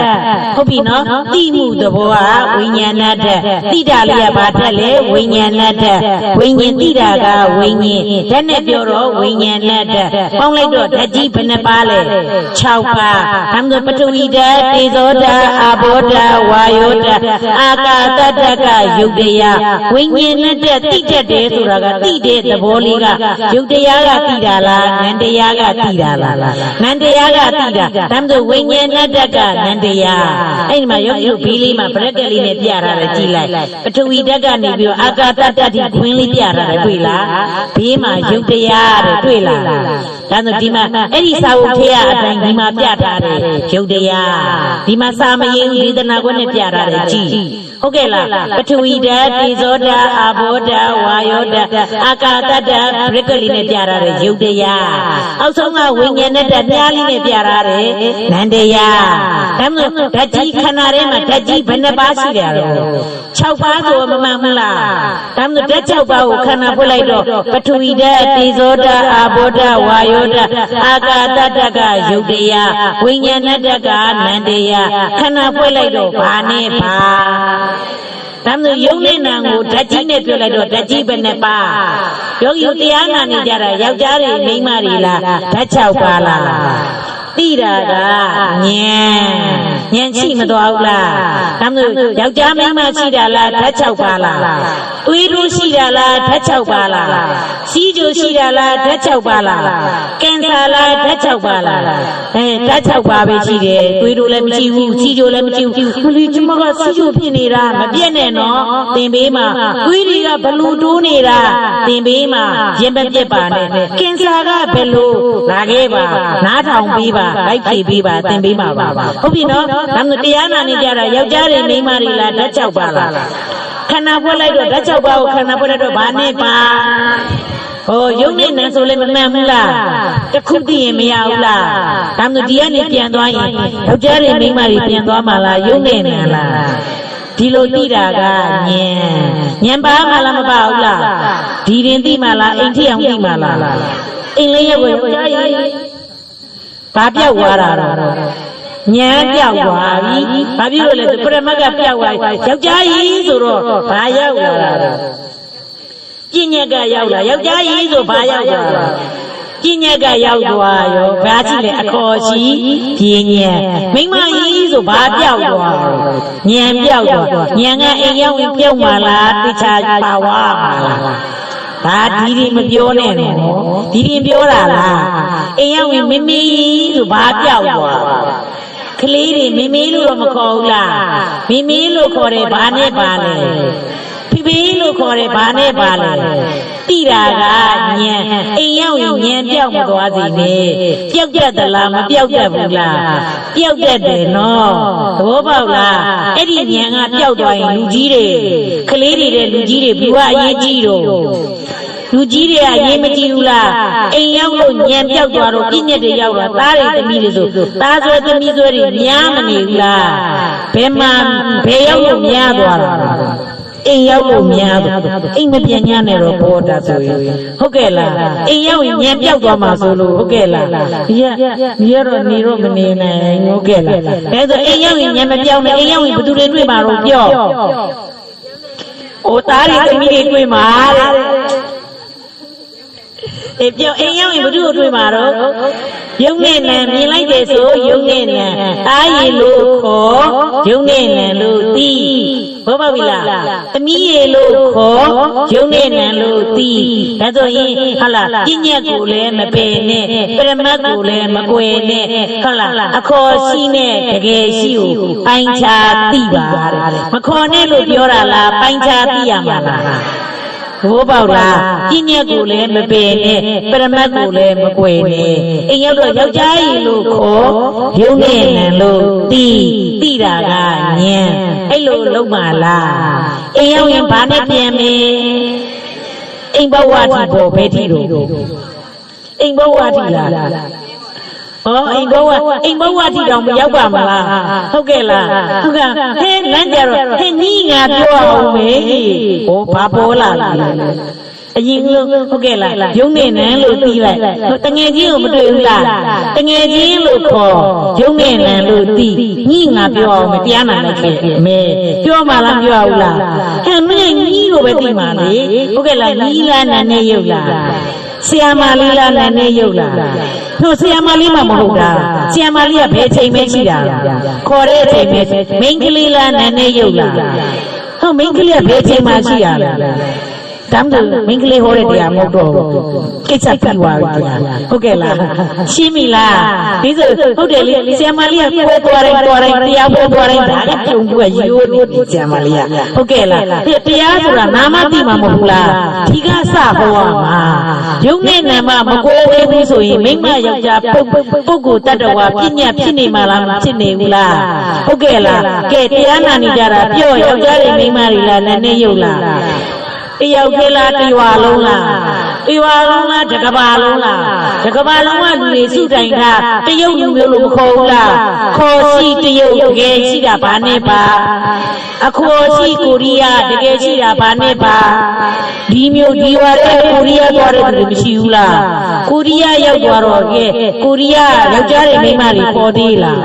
ခေါ်တော့လူမျိုးကနမ်ချာတွေရောချာတွေဟကားစီတွေခေါ်ကြပြီလားဒီတော့ဘာပြောင်းသွားတာလဲပြည့်ညက်တွေပြောင်းသွားတာအဲ့ဒီကစပြီးတော့သိရမှာဘိုးပေါက်လားကြည်ပြောတာလားမြောင်ပြပြတာလားတရားဆိုတာဘာလို့မှသိမှာလဲနာမသိမှာဘိုးပေါက်လားကြည်ပြောတာလားမြောင်ပြပြတာလားတရားနာဖို့မလိုဘူးလားဖျားပွင့်မှကြားရတဲ့ဉာဏ်နဲ့ယုတ်သာသနာ့ဘမှာမကြားခဲ့ဘူးလေလီတန်မှမကြားခဲ့ဘူးယောဂီတို့ရွာထဲမှာနွားလေးတွေကြောင်လေးတွေသွားပြီးတင်ကြည့်လိုက်သိပါမလားသူတို့ကအထိတ်ကလိษံဖြစ်သွားပြီအဲ့ဒီအချိန်မှာသူတို့နိုင်ယုတ်ကလေးလို့သွားခေါ်လဲသူတို့ကကြားပဲကြားမှာသူတို့ဘာမှမသိဘူးဟုတ်ကဲ့လားယောဂီတို့အခုနိုင်ယုတ်ကိုတင်လိုက်တော့သိမသွားဘူးလားဉာဏ်ပါရမယ်ဉာဏ်ပါရမယ်ဘာပါရမှာလဲတတန်နေရာနဲ့တနာတဘောပေါက်လားကြည်ပြောရလားမြောင်ပြပေးရလားတမ်းတို့အိမ်ရောက်ရင်ညံပြောက်မသွားစီနဲ့ပိုင်းခြားသိဖို့မလိုဘူးလားတမ်းတို့ပြညတ်ကိုလည်းမပယ်နဲ့ပရမတ်ကိုလည်းမကွယ်နဲ့ပြညတ်ဆိုတာခေါ်တဲ့အချိန်မှာသုံးဖို့လောကထဲမှာရွာထဲမှာအလုံးလုံးတဲ့အချိန်မှာကြာရင်နိုင်ယုံကြီးလို့သုံးလို့ရပါမလားအားလုံးတူတူပဲလေတကဘာလုံးနိုင်ယုံကြီးကိုတကဘာလုံးနိုင်ယုံကြီးဟိနိုင်ယုံလို့စကားပြောလို့ဖေးရမှာတော့မရဘယ်ဆိုင်လေးမှလေးဘာလေးသွားဝယ်ပါဦးဒီလိုပြောတာပေါ့ဟုတ်ကဲ့လားဘာသူတို့ကြတော့ဘာဆိုင်လဲချွေဆိုင်ငါတယ်ဝိရဏဆိုင်ဝိရဏဆိုင်သူတို့နာမည်လေးမပြောရဘူးလားဟုတ်ဝိရဏဆိုင်ကိုပြောလိုက်တော့ပြညက်ကိုမသုံးရဘူးလားဟုတ်မအေးချူအေးချူအေးလို့မခေါ်ရဘူးလားဒါဘာလို့သုံးလိုက်တာလဲပြညက်ကိုသုံးလိုက်တာဒါမှမဟုတ်သူ့နေရာနဲ့ပိုင်ချာသုံးရမှာမသုံးရဘူးလားဒါမှမဟုတ်ရောင်းကြီးဝယ်ရည်နေကြရင်ရုံနဲ့နံလို့ပြောမှလားပြညက်နဲ့သုံးမှလားဒါပြီးရောင်ကြီးဝေးလောကထဲမှာနေဘာကိုသုံးမယ်ပြညတ်ကိုဟိတငယ်ချင်းခေါ်ပါရပါလားတငယ်ချင်းရေခေါ်လိုက်ပြီးရင်ဘာနဲ့ဘာလို့ပြီးမှလားဒါဆိုရင်ဉာဏ်ပြောက်သွားသလားမပြောက်သွားဘူးလားဒါမှမဟုတ်အလားပြညတ်ကိုလည်းမပယ်နဲ့ပရမတ်ကိုလည်းမကွယ်နဲ့ကြောင်းသွားတဲ့အချိန်မှာစာရီတင်နေဘာတွေနဲ့တင်နေတာတော့နိုင်ရုပ်တစ်လုံးမှမပါဘူးပြညတ်တွေနဲ့မတင်ရဘူးလားတယောက်တည်းနေတဲ့ခါကျတော့ထိုင်နေတာပေါ့စာမတင်သေးဘူးဇပွဲမှာကလေးတွေထိုင်မနေဘူးလားဆီယာမကဝင်လာပြီးပြော့ဆီယာမလားနာနေရုပ်လားတန်ဖိုးရှိမသွားဘူးလားဟုတ်ကဲ့လားဆီယာမလည်းနာနေရုပ်လားနိုင်နေရုပ်လို့ပြောပြီးတော့မင်္ဂလာပါဆီယာမစာဝမတင်ရဘူးလားနိုင်ရုပ်ကိုမသိဘူးလားသိတာကဉာဏ်တန်ဖိုးရှိမသွားဘူးလားဒီလိုက်လို့ယောဂီတို့ရိတ်တာမှသိတာလားစာတင်ကြောင်းထဲမှာသိတာလားကဲယောဂီတို့လေထဲမှာຢာထဲမှာအလုပ်တွေလုပ်မနေကြဘူးလားကောက်ဆိုင်နေကြတာယောက်ျားတွေမိန်းမတွေလားနည်းနည်းရုပ်လားဟောမြင်လိုက်တော့ဟိတငယ်ချင်းလို့ခေါ်လိုက်တယ်နိုင်ရုပ်လို့သိတယ်သိတာကဉာဏ်ຢာထဲမှာသိတာဘယ်မှာသိတာလဲ ရိတ်တာမှတိတာလားယာထဲမှာတိတာလားရိတ်တာမှတိတာလားကျောင်းမှာတိတာလားရိတ်တာမှတိတာလားအိမ်မှာတိတာလားသမင်းချက်နေတာငါကသူကချက်နေတာလားယုံနေနေလားတမ်းတို့ရိတ်တာမှတိတာလားအိမ်မှာတိတာလားဘယ်မှာမစိုးတိပါလေညံပြောက်မသွားဘူးမရဘူးလားဖြည်းဖြည်းချင်းသွားမှာနော်ပြီးရင်ရှုစရာတွေလာမှာတက်အောင်သင်ပေးမှာဖြည်းဖြည်းချင်းသွားမှာလာဖို့လိုတယ်ရက်မပြတ်နဲ့နော်တနေ့တနေ့သင်ထားတာတွေနောက်တရက်ဟသွားရင်ခွင်းဆက်ပြတ်သွားနိုင်ပါတယ်တေချာကျေးဇူးဆက်ပေးမှာဟုတ်ပြီနော်ဒါမှမဟုတ်ယောဂီတို့ကျောင်းမှာလည်းညံချီလို့ရတယ်အိမ်မှာလည်းညံချီလို့ရတယ်ဟုတ်ကဲ့လားဒိဋ္ဌာရောက်မှညံလားဟုတ်ကဲ့လားဘယ်နေရာမှာသူညံချီဖို့မလိုလားလို့လားတိတာကညံတုံးချဖို့တော့မလိုဘူးလားလိုပါတယ်သင်ပေးမှာတစ်ခုချင်းဟုတ်ပြီနော်ဒါမှမဟုတ်ယောဂီတို့အဲ့ဒီယုံနဲ့နောင်ကိုပြန်လိုက်တော့ခန္ဓာ၅ပါးတဲ့ဇရာကွက်ကလေးကိုကြည့်လိုက်အဲ့ဓာတ်၆ပါးရဲ့အပေါ်မှာကြည့်လိုက်ဇရာကွက်ကလေးအပေါ်မှာယူပဲ့ခန္ဓာတဲ့တွေ့လားခြေသုံးစာမျက်နှာမှာယူပဲ့ခန္ဓာအဲ့ဒီယူပဲ့ခန္ဓာရဲ့အဲ့ဒါယောဂီတို့ရဲ့စဝိုင်းလေးဝေမထားဘူးလားစဝိုင်းကိုကြည့်ဆရာမလေးကိုအရင်ကြည့်မကြည့်လိုက်နော်စဝိုင်းအဲ့ဒီဟာကိုဒီလိုလှန်လိုက်စဝိုင်းနဲ့ကြောချင်းကအပေါ်ဆုံးမှာတွေ့လားအဲ့ဘာတွေတွေ့လဲယူပဲ့ခန္ဓာမတွေ့ဘူးလားအဲ့တော့ဇရာကွက်တွေကယူပဲ့ခန္ဓာကိုဘယ်လိုခေါ်တာလဲဆိုကြည့်လိုက်ပါဦးယူပဲ့ခန္ဓာဖောက်ပြန်မှုသဘောတရားအစုတစ်ခေါက်ဆိုကြည့်ပါဦးယူပဲ့ခန္ဓာဖောက်ပြန်မှုသဘောတရားအစုနောက်တစ်ခေါက်ဆိုကြည့်ပါဦးတမ်းလို့ယောဂီတို့ဇရာကွက်ကလေးတွေမှာဟုတ်ပြီနော်ဇရာကွက်တွေကယူပဲ့ခန္ဓာအောက်ဆုံးမှာမြားလေးနဲ့ပြထားတဲ့ယုတ်တရားတွေ့လားတမ်းလို့ယောဂီတို့ရဲ့ယုတ်ကိုယူပဲ့ခန္ဓာလို့ခေါ်တယ်ဘာလို့ခေါ်တာလဲယူပဲ့ခန္ဓာလို့ခေါ်တယ်လိုက်တာတက်မတက်လိုက်တာပြောနေဆီယာမကတတ်အောင်သင်ပေးမှာခြာရီမရပါဘူးတော့သူစိတ်မပူနဲ့အားလည်းမငယ်နဲ့ဆီယာမက17ရက်ပြည့်ယောဂီတို့ရင်ပတ်တဲ့အထိအောင်သင်ပေးလိုက်မှာအဲ့ဒါကဝေထားတာယူသွားတရားနေကည17ရက်စလုံးပြန်ယူခဲ့ဟုတ်ပြီနော်ဆီယာမပြောတာဟုတ်လားလိုက်ကြည့်ယူပဲ့ခန္ဓာဆိုတာဟလာယောဂီတို့ဖောက်ပြန်တတ်တယ်ဆိုတော့စောစောကပြောတာရုပ်ထဲမှာဓာတ်ကြီး၄ပါးရှိတယ်လို့မပြောဘူးလားဓာတ်ကြီး၄ပါးကတိုးဝင်လို့ခပ်ဘူးယောဂီတို့ခန္ဓာကြီးကတခါမညောင်းဘူးလားထိုင်စားကညောင်းလားနည်းနည်းကြာလို့ညောင်းမလားဘူးလားအဲ့ဒါကိုဖောက်ပြန်တာပင်ကိုကမညောင်းဘူးပြီးမှညောင်းလာထိုင်စားကရားသလားနည်းနည်းကြာတော့ခုနဖုန်းလေးနဲ့ခုနအကောင်လေးနဲ့ထိတဲ့ကြတော့နည်းနည်းပညောင်းလာတယ်ကြိုက်လာတယ်တခုခုဖြစ်မလာဘူးလားပင်ကိုကမညောင်းဘူးညောင်းလာတယ်အဲ့ဒါကိုဖောက်ပြန်တယ်လို့ခေါ်တယ်ပင်ကိုကမရဘူးရားလာတယ်အဲ့ဒါကိုဖောက်ပြန်တယ်လို့ခေါ်တယ်ပင်ကိုကမအောင်ဘူးအခုမှအောင်လာတယ်ပင်ကိုကမကြိုက်ဘူးအခုမှကြိုက်လာတယ်အဲ့ဒါကိုဖောက်ပြန်တယ်လို့ခေါ်တယ်ဟုတ်ကဲ့လားယူပဲ့ခန္ဓာရုပ်တရားကဘယ်သဘောရှိတာလဲဖောက်ပြန်တတ်သောသဘောတရားဟုတ်ပြီနော်ညောင်းလိုက်ပြက်လိုက်ကြိုက်လိုက်ပြက်လိုက်အောင်လိုက်ပြက်လိုက်အကြာကြီးလက္ခဏာလေးလားအဲ့တော့ညောင်းလုံးကဖြစ်တယ်ပြီးတော့ပြက်သွားတယ်ဒါမှမဟုတ်သူကဖြစ်ဟုတ်ကဲ့လားစာလို့ပြောလိုက်တော့ဖောက်ပြန်မှုသဘောတရားအစုဒါကစာလို့ပြောတာယောဂီတို့တူလေးမှတ်ထားလိုက်လူကြီးတွေစာမတတ်ရင်ရတယ်လာပဲလားဖြေပဲဖြေပဲ17ရက်ပြည့်ရင်တက်သွားစေရမယ်ညောင်းလုံးကဖြစ်တယ်ပြီးတော့ပြက်တယ်ကြိုက်တုံးကဖြစ်တယ်ပြီးတော့ပြက်တယ်အောင်လုံးကဖြစ်တယ်ပြီးတော့ပြက်တယ်ဒါမှမဟုတ်ယောဂီတို့ယုံကြည်ရဘယ်သဘောရှိရလဲဖြစ်ပြီးတော့ပြက်တတ်တယ်လိုက်ပြီးတော့ဘယ်သဘောရှိရလဲဖြစ်ပြီးတော့ပြတ်တတ်တယ်နှလုံးဝင်မတတ်မယ်ဖြစ်ယောဂီတို့ယုံကြည်ရဘာဖြစ်တတ်တာလဲဖြစ်ပြီးတော့ပြတ်တတ်တယ်မတားမလားမတားဘူးလားကြည့်တော့ယူပဲ့ခန္ဓာဆိုယုတ်တရားရဘယ်သဘောရှိတယ်ဖြစ်ပြီးတော့ပြတ်တတ်တယ်နားလည်လားဟုတ်ပြီနော်ဖြစ်ပြီးတော့ပြတ်တတ်တယ်ဒါမှယုတ်မှာဖောက်ပြန်နေဆိုစိတ်မှာမခံစားလာဘူးလားယုတ်မှာဖောက်ပြန်လာတော့စိတ်မှာခံစားလာအဲ့ဒီခံစားတာကိုဝေဒနာလို့ခေါ်တယ်ဒုတိယဇရာကွယ်ဟုတ်ပြီနော်အဲ့ဒီခန္ဓာကိုဝေဒနာခန္ဓာနဲ့ပြောတော့ဘာခန္ဓာဝေဒနာခန္ဓာအဲ့တော့ဝေဒနာခန္ဓာဇရာကွက်တွေကိုကြည့်လိုက်ဒုတိယအကြောင်းဝေဒနာခန္ဓာဘာတွေတော့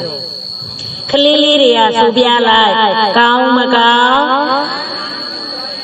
အစုနောက်တစ်ခေါက်ဆိုပါဦ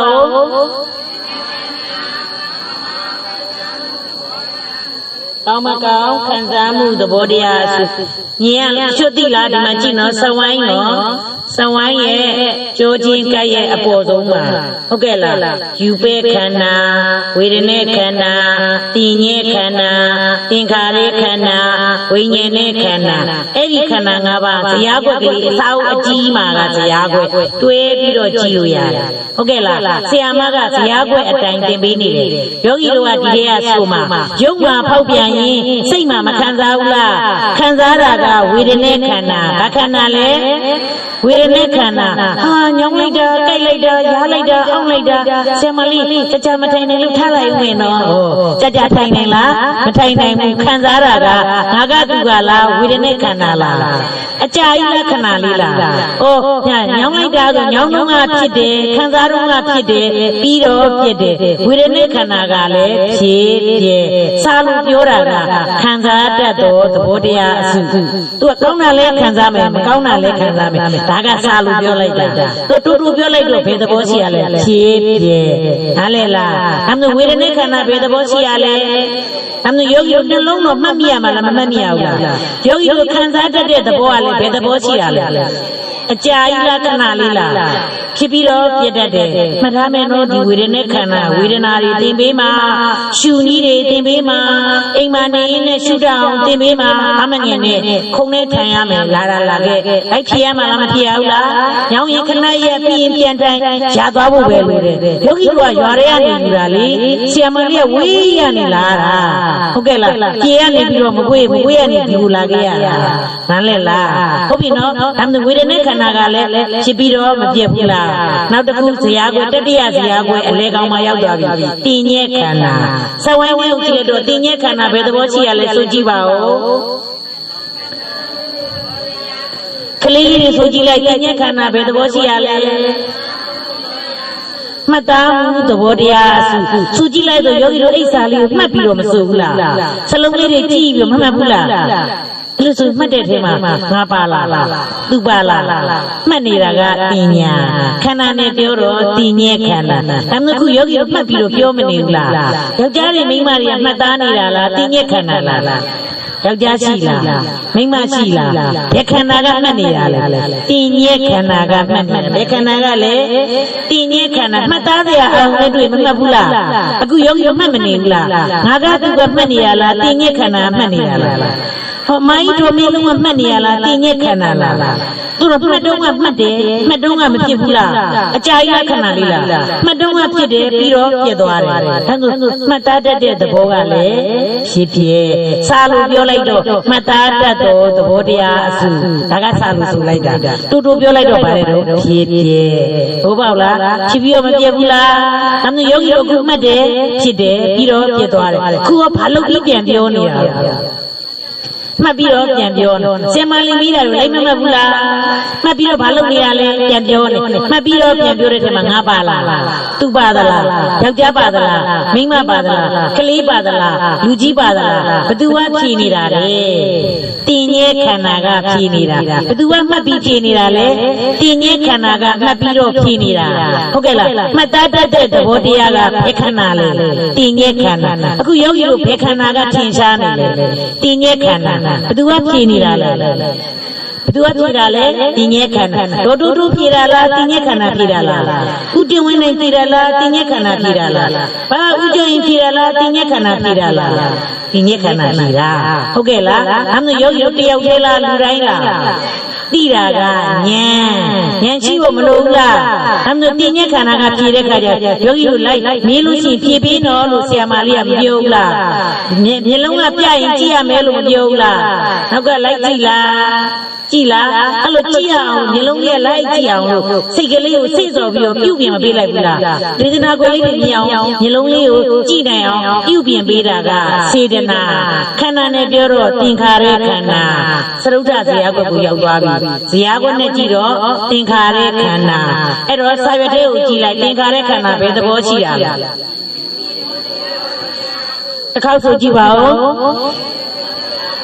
ပြုပြင်မှုသဘောတရားစုတန်းဆရာမတစ်ခေါက်ပြန်ဆိုကြည့်ပါအောင်ဆိုသူတို့ကပါဇက်ကလေးလှုပ်လာအောင်မပြုပြင်လိုက်ဘူးလားအဲ့ကြလိုက်မကြည့်လိုက်ဘူးလားပါဇက်ကလေးကိုလှုပ်လာအောင်ဖြည့်ပေးခြင်းအောင်မျက်လုံးလေးကကြည့်လာအောင်ဖြည့်ပေးခြင်းအောင်ယောဂီတို့တိုက်တွန်းပြီးတော့စိတ်ကလေးကိုပြုပြင်ပေးလိုက်တာက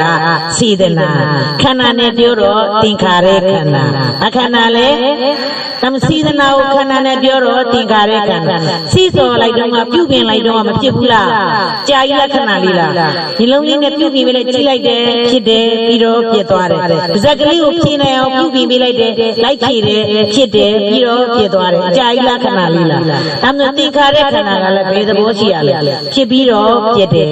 ဟုတ်ကဲ့လားဖြစ်ပြီးတော့ပြစ်တတ်တယ်ဟုတ်ပြီတော့ဒါဆိုဖြစ်ပြပဲရှိတာပေါ့ဘာပဲရှိရလဲယူဘက်ခန္ဓာဆိုတော့ယုတ်တရားရဲ့လည်းဖြစ်ပြီးမပြတ်ဘူးလားဝေဒနာခန္ဓာဆိုတဲ့ခံစားမှုသဘောကလည်းဖြစ်ပြီးမပြတ်ဘူးလားအခုမှတ်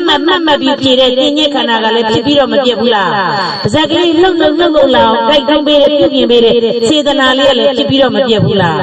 သင်္ခါရခန္ဓာတမ်းတို့ယောဂီသူတော်ကောင်းတို့အခုဆရာမလေးဟောနေတာကိုတိနေတဲ့စိတ်ကလေးမပါဘူးလားတိတတ်တဲ့စိတ်ကလေးတိသဘောလေးစိတ်ကလေးကနန္တရားဟုတ်ကဲ့လားခန္ဓာနဲ့ပြောတော့ဝိညာဉ်နဲ့ခန္ဓာဘာခန္ဓာလဲဇရာဘွဲ့ရဲ့အစွန်ဆုံးကိုရောက်သွားပြီစက်ဝိုင်းထဲမှာအောက်ဆုံးမှာသူကြည့်လိုက်ဝိညာဉ်နဲ့ခန္ဓာဘယ်သဘောရှိရလဲတစ်ခေါက်ဆိုကြည့်ပါဦးတိမှုသဘောတရားအစုတစ်ခေါက်ဆိုပါဦးတမ်းတော့ဝိညာဉ်ဆိုတာတိတတ်တယ်တိတတ်တဲ့သဘောလေးမရှိဘူးလားတိတတ်တဲ့သဘောတရားအစုတိတော့မှမဖြစ်ဘူးလားအကြာကြီးလက္ခဏာလေးလားတိပြီးတော့ပြည့်တိပြီးတော့ပြည့်ဒါမှတိတော့မှဖြစ်တယ်ပြီးတော့ပြည့်တယ်ဒါဆိုဝိညာဉ်နဲ့ခန္ဓာလေးကလည်းဖြစ်ပြီးတော့ပြည့်တယ်ဖြစ်ပြပေါ့ဖြစ်ပြီးတော့မပြည့်ဘူးလားဒါမှယုတ်ကတပါဝေဒနာဆိုတာခံစားတာစိတ်မှခံစားတယ်ဟုတ်ကဲ့လားစိတ်ဆိုတော့ယုတ်တရားလားနံတရားလားဟုတ်ပြီနော်ခံစားတယ်မှတ်သားတာစိတ်ထဲမှာအာယုန်နဲ့တွေ့တာကြိုက်လို့ရှိရင်မမှတ်ဘူးလားမှတ်လားစိတ်ထဲကနေမှတ်သားတယ်ယုတ်တရားလားနံတရားလားနံတရားဒါမှယောဂီရဲ့စိတ်ကလေးကိုပြုပြင်ပေးလိုက်တယ်ပြုပြင်စိတ်ကလေးကိုပြုပြင်ပေးလိုက်တယ်ဆိုစိတ်ဆိုတော့ယုတ်တရားလားနံတရားလားနံတရားပြုပြင်ပေးလိုက်တယ်ဟုတ်ပြီနော်တိတက်တဲ့သဘောလေးကလည်းနံတရားဒါမှနံကဘယ်နှပါလဲ၄ပါးယုတ်ကဘယ်နှပါလဲတစ်ပါးယုတ်ကတစ်ပါးနံက၄ပါးပေါင်းလိုက်တော့ခန္ဓာဘယ်နှပါလဲယုတ်ကတပါးနာငါဘယ်နှပါလဲ၄ပါးဆိုသူရပေါင်းလိုက်မယ်ဝေဒနာတင်ညာသင်္ခါရဝိညာဉ်နန္တရားကိုသူရပေါင်းလိုက်တော့နန္တရားမရဘူးလားနာငါ၄ပါးကိုသူရပေါင်းတော့နန္တရားနဲ့ယုတ်တရားနဲ့ဖြင်းလိုက်ရင်ခန္ဓာဘယ်နှပါလဲယုတ်ကတပါးနာငါဘယ်နှပါလဲ၄ပါးဆိုကြည့်ဝေဒနာခန္ဓာတင်ညေခန္ဓာသင်္ခါရခန္ဓာဝိညာဉ်နဲ့ခန္ဓာယုတ်ကတပါးနာငါ၄ပါးခန္ဓာ၅ပါးသလုံးဘယ်သဘောရှိတာလဲဖြစ်ပြီးတော့မပြတ်ဘူးလားယူဘက်ခန္ဓာကြီးကလည်းဖောက်ပြန်ပြီးတော့မပြတ်လားဝေဒနာခန္ဓာခံစားသိပြီးတော့မပြတ်လားတင်ញဲခန္ဓာမှတ်သားသိပြီးတော့မပြတ်လားသင်္ခါရခန္ဓာပြုပြင်တိုက်တွန်းပြီးတော့မပြတ်လားဝိညာဉ်နဲ့ခန္ဓာသိပြီးတော့မပြတ်လားဖြစ်ပြီးတော့ပြတ်နေတာဟုတ်ကဲ့လားဖြစ်ပြီးတော့ပြတ်နေတယ်ဆိုပြောချမ်းသာမှာလားဆင်းရဲမှာလားပြောချမ်းသာမှာလားဆင်းရဲမှာလားနောက်ကလိုက်ပြီလားခုနောက်ကလိုက်ပြီလား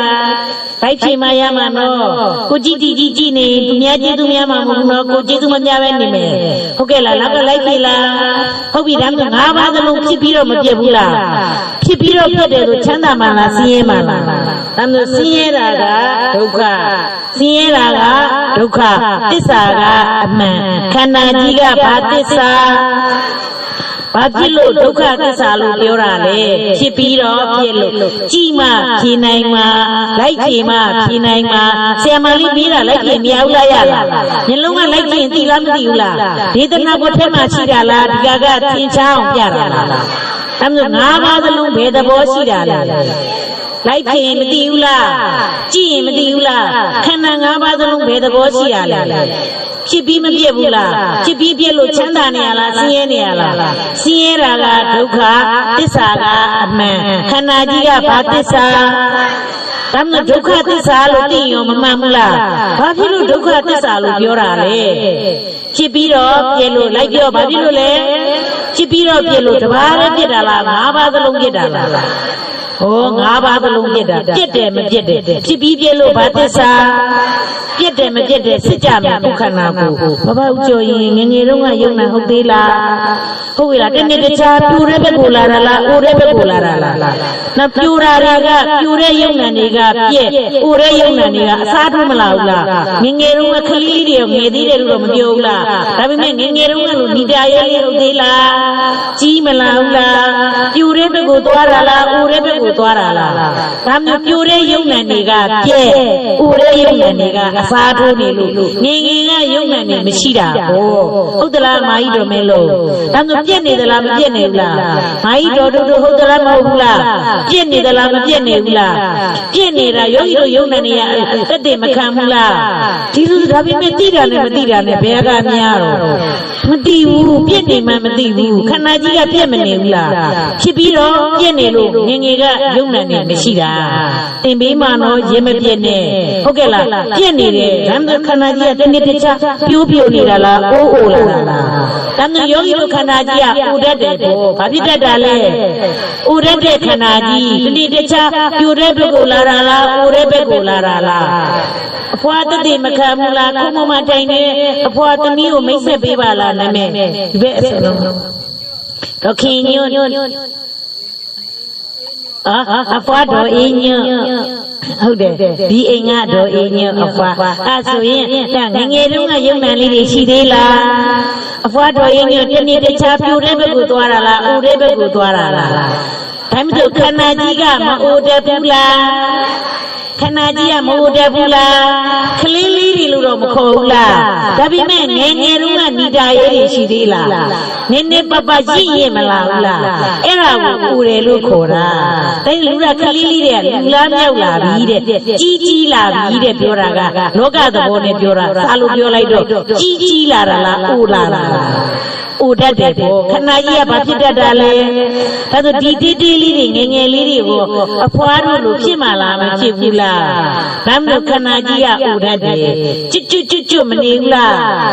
အမကြီးတော်မေလုံးထားလိုက်ထိုင်လိုက်ထားလိုက်ဟုတ်ကဲ့လားလမ်းချောင်းရင်တော့ဖြည်းမသွားရဘူးလား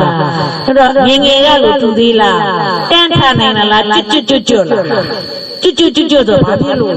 နာနေငငယ်ရလို့တွက်သေးလားအဲ့ဒါခန္ဓာကြီးကအိုလဲအိုတတ်တယ်နာလေးနာတတ်တယ်ဟုတ်ကဲ့လားဘသူရဲ့သဘောလဲခန္ဓာရဲ့သဘောကိုယ်သဘောလားသူ့သဘောလားကိုကတော့မနာခြင်းဘူးနော်ကိုယ်လည်းမအိုခြင်းလို့ဖြူတီးပါလားမသွားဘူးလားသွားလားအလှပြင်လားမပြင်ဘူးလားအိုခြင်းလို့လားမအိုခြင်းလို့လားဒါပေမဲ့ရသလားဒါမှသူ့သဘောကအိုတယ်ကိုကမအိုခြင်းဘူးသူ့သဘောကအိုတယ်ကိုကမနာခြင်းဘူးသူ့သဘောကနာတတ်တယ်နှစ်တရာကစမ်းကန်ကြေးရွာသူကြေးရွာသားတွေရှိသေးလားဖူဘွားနှစ်တရာကျော်တဲ့သူတွေရှိသေးလားဘယ်ရောက်သွားပြီတော့သူ့သဘောလားကိုယ်သဘောလားကိုယ်သဘောကမတည်ခြင်းဘူးအခုပြောက်သွားတယ်ဆိုတာဘာဖြစ်သွားတာလဲတည်သွားတာဒါမှမဟုတ်သူ့သဘောကတည်တတ်တယ်ကိုယ်သဘောကမတည်ခြင်းဘူးဒါမှမဟုတ်ခန္ဓာကြီးကကိုနာတည်ပိုင်ခြင်းဘာပိုင်ခြင်းလဲတိရာကဉာဏ်ပါမှတိမှာဉာဏ်မပိုင်ငါတို့မပြည့်ဘူးထင်နေတာမွေးကြရတယောက်သေးလို့ထင်နေတာယုံနဲ့တွေကပြည့်နေသလားမပြည့်နေဘူးလားပြည့်နေလို့ငငယ်ကယုံနဲ့မရှိတာဘောပေါက်လားတိရာကဉာဏ်တိရမှာလားမတိရဘူးလားတိဖို့အတွက်တရားနာရတာဘောပေါက်လားဒီပြောတာလားမြောင်ပြပေးတာလားအမှန်တရားခန္ဓာကြီးကဘာပိုင်ခြင်းအိုနာသေးပြောနောက်ကလိုက်ကြည့်ခန္ဓာကြီးကဘာပိုင်ခြင်းအိုနာသေးပိုင်ခြင်းဟုတ်ပြီနော်ခန္ဓာကြီးကဘာပိုင်ခြင်းဟုတ်ပြီခန္ဓာဘယ်နှပါခန္ဓာ၅ပါးဘယ်သဘောရှိရလဲဖြစ်ပြီးပြည့်လို့ဘာသစ္စာတယောက်သေးလားလူတိုင်းလားဒါမှဒုက္ခသစ္စာလို့သိမရဘူးလားယောက်ျားတွေမိန်းမတွေလားဒုက္ခသစ္စာလားဘာဖြစ်လို့ဒုက္ခသစ္စာလို့ခေါ်တာလဲဓမ္မလို့ဖြစ်ပြည့်လို့ဟလိုက်ခန္ဓာကြီးကိုဖြစ်ပြည့်ခန္ဓာကြီးလို့သိတာကဉာဏ်တခုသိရင်မရဘူးလားဒုက္ခသစ္စာလို့သိဖြစ်ပြည့်လို့သိခန္ဓာ၅ပါးလို့သိတာကဉာဏ်အဲ့ဒါ ခန္ဓာ၅ပါးချုပ်လိုက်တော့ဘာနဲ့ပါယုံနဲ့နံတိတာကဉာဏ်ဒါမျိုးယုံနဲ့နံဆိုတာတိစရာရှိတာသိရမှာလားမသိရဘူးလားနောက်ဖြည်းဖြည်းချင်းသွားမှပြီးရင်ရှုစရာတွေလာအောင်ပါလေဖြည်းဖြည်းချင်းသွားမယ်သိစရာရှိတာမသိရဘူးလားသိရမှာလားဒါမျိုးယောက်ျားတွေမိန်းမတွေရှိရလားယုံနဲ့နံရှိရလားကျန်လိုက်တော့ခန္ဓာဘယ်နှပါးတယ်လို့ဆိုကြည့်ပါဦးယူပဲခန္ဓာဝေဒနေခန္ဓာတင်ញဲခန္ဓာသင်္ခါရခန္ဓာဝိညာဉ်နဲ့ခန္ဓာထင်ရှားမရှိဘူးလားခုထိုင်စားနေပြီလို့လားညောင်းမနေဘူးလားတော်တော်တိခံပြီးတရားနာမနေရဘူးလားတိခံပြီးနာရမှာပဲဟုတ်ကဲ့လားတရားဆိုတာနာမတိမှာလေဒီလိုဆိုညောင်းနေတယ်လားညောင်းတာကဆိုင်ဖို့ထောက်ပြန်နေတာကယုတ်တရားညောင်းနေဆိုတော့ယောဂီတို့ဟလာမျက်လုံးနဲ့မြင်နိုင်လားဉာဏ်ပါမှသိတာလားညောင်းသဘောလေးပဲရှိတာအောင့်သဘောလေးပဲရှိတာကြိုက်သဘောလေးပဲရှိတာအဲ့ဒါကယုတ်ထင်ရှားမရှိဘူးလားကဲတော်မင်းလုံးထင်ရှားတာလားအမကြီးတော်အေးအဖွားတော်အေးတော့အဖွားတော်အေးညွန့်ထင်ရှားရှိရလားယုတ်တရားလားယုတ်တရားညောင်းသဘောလေးပဲရှိရတော်အေးညွန့်မရှိဘူးတော်အေးညွန့်ခေါ်မလေးမင်းရအဖွားဆိုနာမည်ခေါ်နေရတာမဟုတ်လားနော်ညောင်းသဘောလေးပဲရှိတယ်ယုတ်တရားထင်ရှားမရှိဘူးလားအဖွားတော်အေးညွန့်လားညောင်းသဘောလေးလား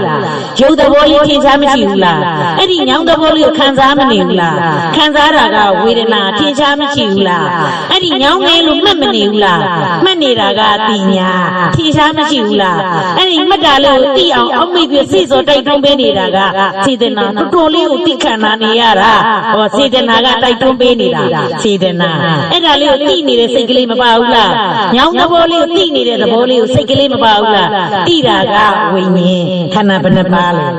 ထင်ရှားမရှိဘူးလားပြောအပွားတော်ရင်းညွတ်ထင်ရှားကြရလားခန္ဓာ၅ပါးထင်ရှားတာထင်ရှားရှိလို့တက္ကာယတရားပြောကြည့်လိုက်ပါဒါမျိုးယောဂီတို့ခန္ဓာ၅ပါးဘာတရားလဲတက္ကာယတရားပြောကြည့်လိုက်နောက်ကပြောကြည့်လိုက်ပါခန္ဓာ၅ပါးဘာတရားလဲတက္ကာယတရားခန္ဓာ၅ပါးလို့ခေါ်တဲ့တက္ကာယတရားဒါမျိုးယောဂီတို့အားလို့ဘာတရားလဲတက္ကာယတရားဒါမျိုးလူလို့မခေါ်ဘူးလားနတ်လို့မခေါ်ဘူးလားဇမာလို့မခေါ်ဘူးလားအခေါ်ရှိပညာထင်ရှားရှိလို့ခန္ဓာ၅ပါးတက္ကာယတရားဟုတ်ကလားခွေးလို့မခေါ်ဘူးလားနွားလို့မခေါ်ဘူးလားကြောင်လို့မခေါ်ဘူးလားခေါ်ယုံမဲခေါ်တာယောဂီတို့ယုံနဲ့နံထင်ရှားရှိလို့ဘာတရားတက္ကာယတရားနားလည်လားသဘောပေါက်လားဒီလိုဆိုရင်ဟလာနောက်တစ်နေ့တရားဆိုဒီနေ့တို့အများကြီးသိပေးတာနောက်ရက်ပြည့်သွားရင်ယောဂီတို့မလိုက်နိုင်နဲ့နေမှာဆိုလို့ယောဂီတို့နေ့တိုင်းလာဖို့မကောင်းဘူးလားဂျွာတွေကနေခဏလေးလာခဲ့ရတာတနေ့ကုန်တနေ့ကကိုယ့်အလုပ်လုပ်ခဲ့ကိုယ့်အလုပ်လုပ်တာလားသူများအလုပ်လုပ်ခဲ့တာလားကိုရှာတာအများအတွက်ရှာပြီးအများအတွက်မစားခဲ့ကြဘူးလားကိုယ့်အတွက်ဒီဟာကဒီကနေ့လာတာကအများအတွက်လားကိုယ့်အတွက်လားကိုယ့်အတွက်ကိုယူဖို့အတွက်လာရမှာလားမလာဘူးလားသဘောပေါက်လားယုံနံဆိုတာသိစေရဟုတ်ကဲ့လားဉာဏ်နဲ့သိရမှာဘာနဲ့သိရမှာလဲ